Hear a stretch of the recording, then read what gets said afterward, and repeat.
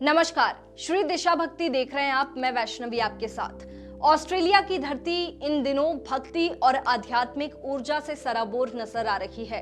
धीरेन्द्र कृष्ण शास्त्री, जिन्हें बागेश्वर धाम सरकार के नाम से भी जाना जाता है, वो अपने 15 दिनों के आध्यात्मिक प्रवास पर ऑस्ट्रेलिया पहुंचे हुए हैं। इस दौरान वो कई विभिन्न शहरों में दिव्य कथा और सत्संग के माध्यम से लोगों को सनातन धर्म का संदेश दे रहे हैं।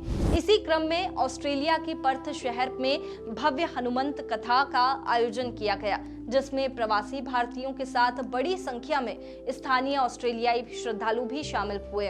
कार्यक्रम का माहौल बहुत ऊर्जा से भरा हुआ था। जैसे ही कथा का आरंभ हुआ, पूरा पंडाल जय श्री राम और जय हनुमान के जयकारों से गूंज उठा। कथा के दौरान धीरेन्द्र कृष्ण शास्त्री ने भगवान श्री राम और हनुमान जी की महिमा का विस्तार से वर्णन किया।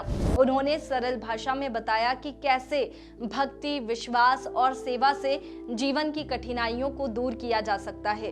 उनके शब्दों ने वहां मौजूद हर व्यक्ति के दिल को छू लिया। कार्यक्रम का सबसे खास और भावुक क्षण तब आया जब बागेश्वर महाराज ने अपने भजनों की प्रस्तुति दी। जैसे ही भजन शुरू हुए, पूरा वातावरण भक्ति रस में डूब गया। आश्चर्य की बात ये रही कि विदेशी श्रद्धालु भी इन भजनों पर झूमते हुए नजर आए। कई लोग तालियां बजाते हुए और नृत्य करते हुए भी भक्ति में लीन हो गए।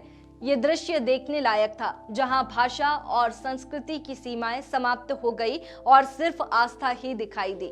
पर्थ में आयोजित इस कार्यक्रम में शामिल हुए लोगों का कहना था कि ये उनके जीवन का एक अनोखा अनुभव रहा।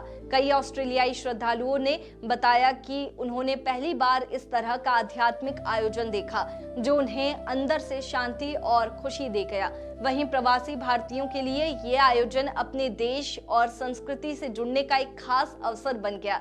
धीरेन्द्र कृष्ण शास्त्री ने अपने प्रवचन में ये भी कहा कि सनातन धर्म सिर्फ पूजा पाठ तक सीमित नहीं है, बल्कि ये जीवन जीने की एक कला है। उन्होंने लोगों को सच्चाई, सेवा और सकारात्मक सोच के साथ जीवन जीने की प्रेरणा दी।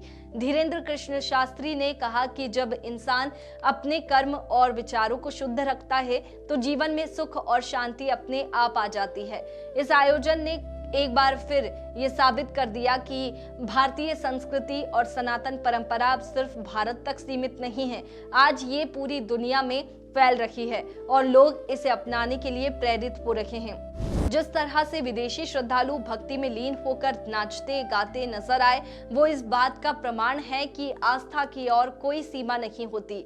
कार्यक्रम का वीडियो सोशल मीडिया पर बहुत तेजी से वायरल हो रहा है और लोगों के बीच इस वीडियो के चर्चे भी है। लोग इस वीडियो को देखकर भावुक हो रहे हैं और अपनी प्रतिक्रियाएं भी दे रहे हैं।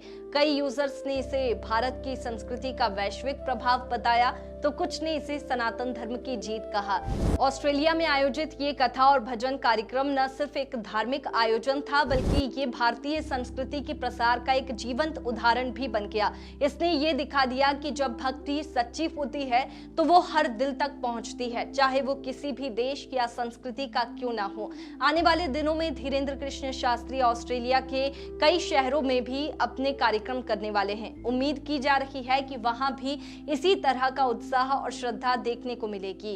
इस पूरे आयोजन ने एक बात स्पष्ट कर दी है कि सनातन धर्म की गूंज अब विश्व भर में सुनाई दे रही है और ये हर दिल को जोड़ने की ताकत रखता है।